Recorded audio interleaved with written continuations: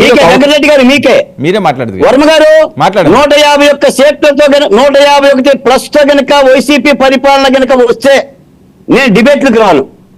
వెంకటరెడ్డి గారు ఈ ఛాలెంజ్ ఒప్పుకుంటారా? ఈ ఛాలెంజ్ ఒప్పుకుంటాడా? ఆయన కూడా డిబేట్ రాకుండా ఉంటాడా? నేను డిబేట్ రాను, ఏ ఛానల్లో కూడా రాను. 151 ప్లస్ తో నేను ఆంధ్రప్రదేశ్ లో ఏ ఛానల్ డిబేట్ రాను. డిబేట్ల సంగతి నువ్వు డిబేట్లకు బాలకోటి గారు ఆయన ఏదో మీకు సవాల్ విసురుతున్నారు. ఎవరు నువ్వు నాకు అర్థం కాదు, డిబేట్లకు రాను నేను. ఎవరు నువ్వు నాకు అర్థం కాదు, నువ్వు కాదు ఇంకోటి వస్తాడు నీ ప్లేస్ లో. నువ్వు డిబేట్కి వస్తే అంత రాకపోతే అంత సగం మేసం సగం గుండుకు వర్మ గారు అదే అర్థం అవుతుంది.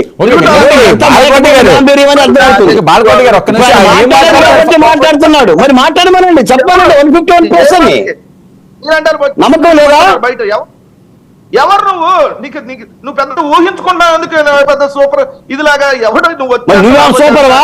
నువ్వే సూపరా? నీకు జాతకాలు వచ్చా? నువ్వే నిమ్మకాయలు కడతావా? ఇంటి కడతావా? ఏం కడతావని చెప్తావు? నీకే జాతకం వచ్చు. ఓకే బాలకోటి గారు, బాలకోటి గారు ఒక నిమిషం. బాలకోటి గారు, వెంకటరెడ్డి గారు ఓకే మీరు ఆయనకి చెప్పారు సగం మేసం సగం గుండు కుట్టించుకుంటామని సవాల్ విసిరారు. ఒకవేళ అది జరగకపోతే మీరేం చేస్తారు కూడా చెప్పాలి కదా. నేనేమో ఆయన డిబేట్లకు రానని సవాల్ విసిరాడు కాబట్టి నేను చెప్పా మా పరిపాలన బాగోలేదండి, ప్రజలకు నచ్చలేదు, మాకు అందుకని ఓటేలేదు, నేను ఒప్పుకోవడానికి సిద్ధమని చెప్తున్నా. నేను అదే చెప్పా. ఒకటే మేము మా పరిపాలన బాగుంటే మాకు ఓటు వేయమన్న వర్మ గారు మీ డిబేట్ లో నేను చెప్పా. మేము కానీ ఓడిపోతే మా పరిపాలన ప్రజలకు నచ్చలేదండి, మా పరిపాలన బాగోలేదు కానీ ప్రజలు మమ్మల్ని తిరస్కరించారు, మేము ఎక్కడ లోపాలు జరిగినా మేము చెక్ చేసుకుంటామని చెప్పా. అదే వాళ్ళు ఒప్పుకోవాలి. జగన్మోహన్ రెడ్డి గారి పరిపాలన బాగుంది కాబట్టి వాళ్ళకి ఓట్లు వేశారండి. జగన్మోహన్ రెడ్డి గారు మేము తప్పుడు ప్రచారం చేసాం ఒప్పుకోవడానికి సిద్ధమని అడిగా. దాన్ని ఒప్పుకోమని చెప్పండి. నేను ఉందాతనంగా మాట్లాడుతున్నా, వాళ్ళు కూడా చెప్పానండి.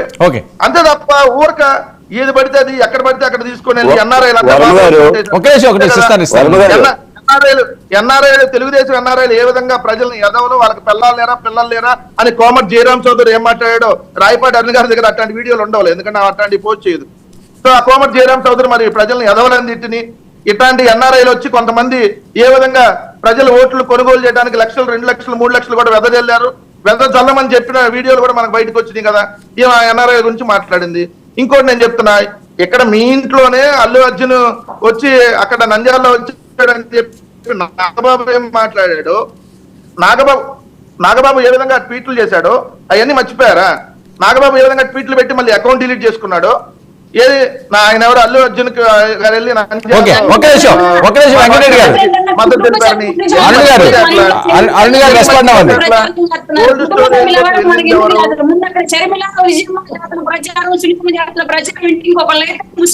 కూర్చోవాలి, బయట కూర్చోవాలి కాదు మీరు కాబట్టి బయటకు వస్తున్నారు.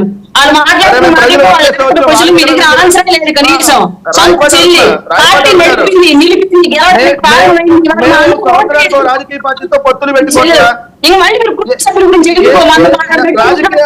మాట్లాడడం అవసరమా?